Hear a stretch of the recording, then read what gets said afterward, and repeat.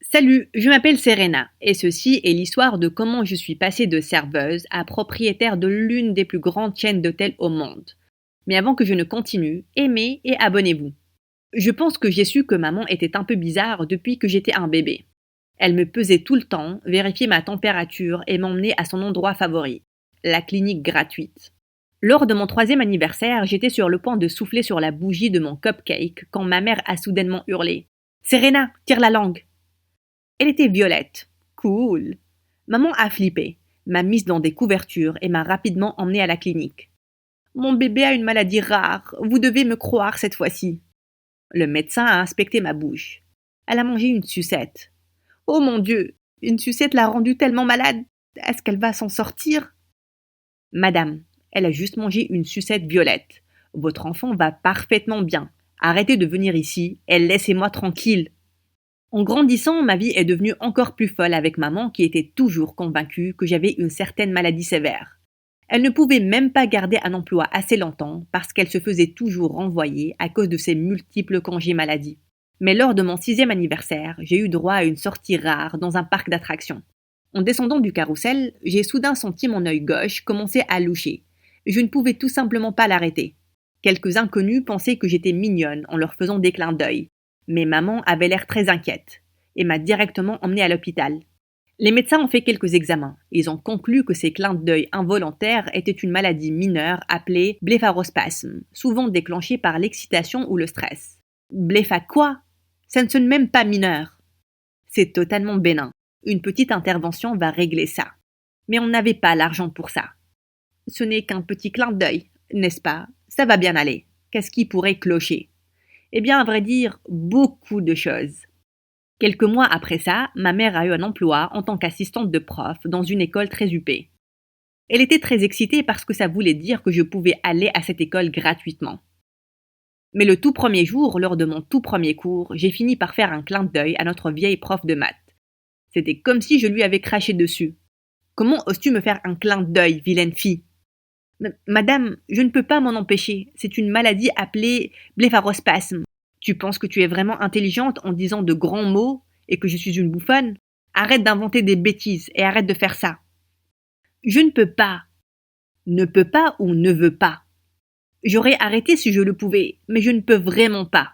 Tout le monde autour de moi tombait de leur chaise en rigolant, quand soudain une fille a lancé. Madame, elle m'a dit qu'elle était trop intelligente pour votre cours. Quoi? Je ne t'ai jamais vue auparavant. Ok, madame, je sais tout. Pourquoi tu ne réponds pas à cette question? Oh, madame, je peux le faire. Mon prof de maths chinois m'a appris ça. Je ne pense pas qu'elle saura répondre. Regardez ses chaussures, elle a l'air pauvre. Je me suis dirigée vers le tableau et je l'ai résolu en une seconde.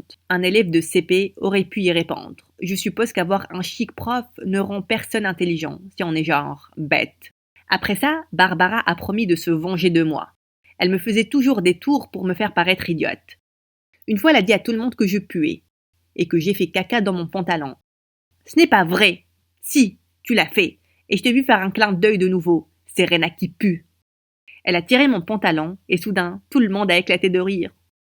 On peut voir tes sous-vêtements. Quelle idiote. En CM1, j'ai été sélectionnée pour un important discours de Noël. Mais durant les répétitions, j'ai soudain réalisé que je n'avais pas le discours écrit avec moi. J'étais vraiment nerveuse et je commençais à parler en me souvenant du discours, mais mes clins d'œil ont repris et le principal avait l'air très agacé. Tu penses que c'est une blague? Tu dois faire ce discours devant des nonnes et des prêtres. Tu ne vas pas le faire, Barbara, tu le feras. Barbara a sauté sur scène, elle a commencé à lire un papier. C'était mon discours. Mais les choses se sont encore empirées quand j'ai commencé la 4e. Et que les garçons ont commencé à me prêter beaucoup d'attention. Un jour au gymnase, Barbara tournait autour de son copain athlète comme un serpent, quand je lui ai accidentellement fait un clin d'œil. Il a laissé tomber Barbara par terre et il s'est précipité directement vers moi. Ce clin d'œil a volé mon cœur, Serena. Tu veux être ma copine? Iouh, tu as déjà une copine. Plus maintenant. Il a essayé de m'embrasser, mais c'est là qu'un talon aiguille volant m'a frappé la tête. Éloigne-toi de mon homme, voleuse de mecs. En entendant ça, une autre fille a lancé. Elle l'a fait avec mon copain aussi, et maintenant, il n'arrête pas de parler d'elle. Un autre athlète a ajouté. Ma copine et moi avons rompu parce qu'elle nous a fait des clins d'œil à tous les deux. Attendez, Quand est-ce que c'est arrivé? Quelques secondes après, le gymnase était rempli de chaussures volantes alors que j'essayais de courir pour sauver ma peau. Heureusement, c'est là que quelqu'un a crié « Les gars, il y a un nouveau mec et il est super beau !»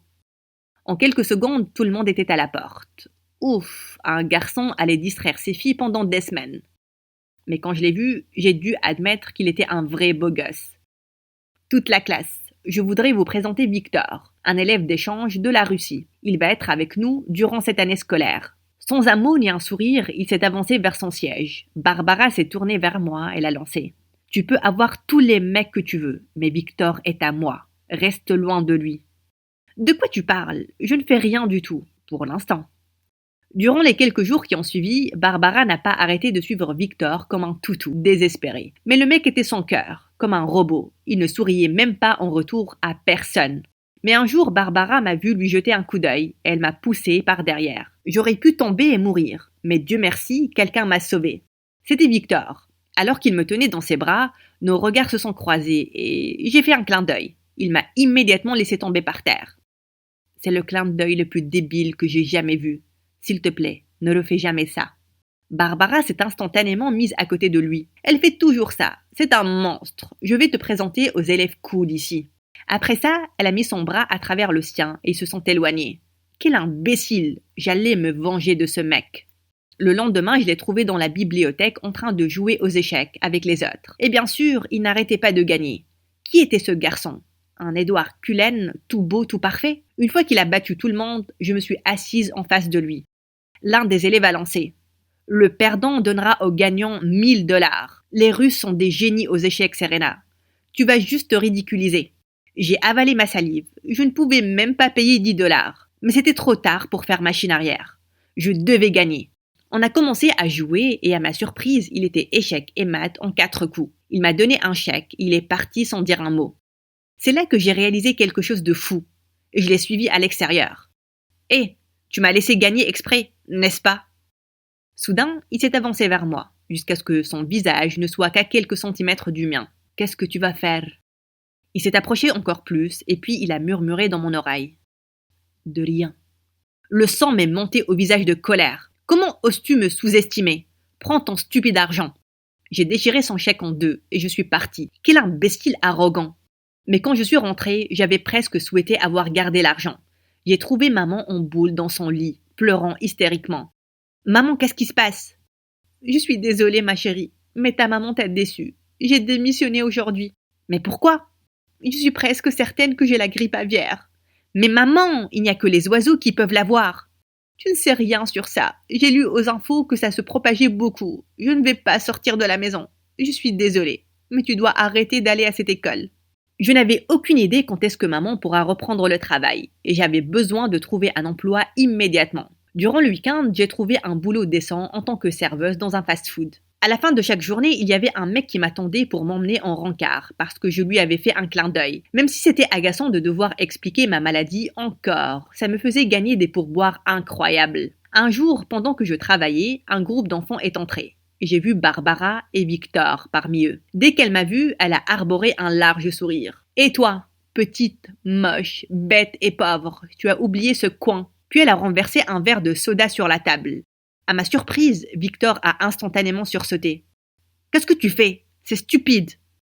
Il a commencé à éponger la table avec des mouchoirs. Nos regards se sont croisés et avant que je ne puisse m'arrêter, j'ai fait un clin d'œil. Après ça, Barbara s'est transformée en une véritable Karen. « Où est le manager? Je veux parler au manager. Cette idiote essaie de flirter avec mon copain. » Cette sorcière allait me faire renvoyer. Heureusement, Victor est intervenu et la traîne dehors. Elle n'est pas ma petite copine et elle n'a pas fait de clin d'œil. J'ai eu un avertissement de mon boss et après ça, il m'a fait porter des lunettes teintées au travail. Un jour, après mon boulot du soir, mon boss m'a demandé de jeter les restes de nourriture dans la poubelle dehors. « Mais pourquoi voulez-vous faire ça? Il y a tellement de sans-abri dans les parages. On pourrait les leur donner. » Je fais du business, pas de la charité. Fais ce que je te demande de faire. J'ai sorti le sac et j'ai vu un tas de mendiants et d'enfants sans-abri qui se rassemblaient autour de la poubelle pour y chercher de la nourriture. Pas pendant que je suis là. Je leur ai secrètement donné toute la nourriture et j'ai commencé à travailler de nuit tous les jours. C'était super de pouvoir tous les aider. Mais à peine 2 semaines après, alors que j'étais sur le point de distribuer la nourriture, mon manager a surgi derrière la poubelle. Il m'a traîné à l'intérieur. Espèce de voleuse, comment oses-tu donner ma nourriture comme ça? Voleuse? Toute cette nourriture va à la poubelle. Qu'est-ce qui cloche chez vous? Vous n'allez rien perdre en aidant les autres. Bla bla bla bla. Hors de ma vue, tu es viré. Je ne veux pas travailler avec un monstre comme vous de toute manière. Oui, oui, je te reverrai quand tu auras besoin d'argent. Non, tu ne la verras pas. Je l'embauche pour qu'elle travaille pour mon père dans l'hôtel 5 étoiles. Elle ne reviendra pas dans cette poubelle. Je me suis tournée pour voir Victor. Je ne savais pas s'il rigolait parce qu'à ce moment-là, il était mieux de jouer le jeu. J'ai donc pris son bras et je suis partie en tirant la langue à mon ex-patron. Tu rigolais tout à l'heure, n'est-ce pas? Non, bien sûr que non. Je veux quelqu'un comme toi dans notre entreprise. L'honnêteté et la gentillesse sont des qualités rares et tu as les deux. Pourquoi tu m'aides, Victor? Parce que je pense que je suis amoureux de toi, Serena. De ton sourire, ton clin d'œil et ton grand cœur. Je ne peux plus t'ignorer. J'ai essayé quand je pensais que tu n'étais qu'un beau visage. Et tu es tellement plus que ça. Je ne peux pas ignorer ta gentillesse. Mon cœur battait la chamade. Est-ce qu'il venait de dire qu'il m'aimait? Je t'aime vraiment bien aussi, Victor. Mais je ne suis pas comme toi. Tu es tellement riche et je ne le suis pas. C'est là qu'il s'est penché et qu'il m'a embrassé. Quand on s'est finalement séparés, il a dit « Rien de tout ça ne m'intéresse ». Victor et moi avons commencé à sortir ensemble. Et bien sûr, ça voulait dire que Barbara a perdu la tête. Un jour, elle s'est pointée pour séjourner à l'hôtel et elle a demandé que j'aille dans sa chambre pour la nettoyer. 5 minutes après que je sois sortie, elle a commencé à crier, disant que j'avais volé son argent et sa montre. Je n'ai touché à rien du tout, espèce de folle. Comment oses-tu me parler comme ça? Tu n'es qu'une femme de ménage et une voleuse en plus. Après ça, elle a commencé à jeter des choses partout et a demandé que je sois immédiatement virée. Je me suis tournée vers mon manager. Vous pouvez fouiller mes affaires, je n'ai rien pris. Je vais porter plainte contre l'hôtel, si vous ne la virez pas maintenant. Ou on pourrait vous jeter dehors pour avoir traité mes employés comme ça et avoir endommagé ma propriété. Je me suis tournée soulagée pour voir Victor qui a demandé à la sécurité de la sortir immédiatement. Le lendemain, tout le monde était choqué. Barbara servait le déjeuner à la cafette. Il s'est avéré que Victor a menacé de porter plainte contre le père de Barbara et a dit que la seule manière de laisser tomber l'affaire était qu'elle travaille à la cantine toute l'année. Après ça, Barbara ne m'a plus jamais embêtée. Et j'ai eu mon diplôme en étant major de promo. Victor et moi avons eu des diplômes dans le management d'hôtel. Et après nos remises de diplôme, il a demandé ma main. À notre fête de fiançailles, on a aussi annoncé le lancement d'un programme spécial d'aide sociale où toute la nourriture en plus des hôtels allait être donnée à des refuges pour les sans-abri. Peu de temps après, on est parti à Londres pour ouvrir un autre hôtel. J'ai subi une petite opération pour me débarrasser de mes clins d'œil. Maintenant, si je cligne des yeux, c'est que je voulais vraiment le faire.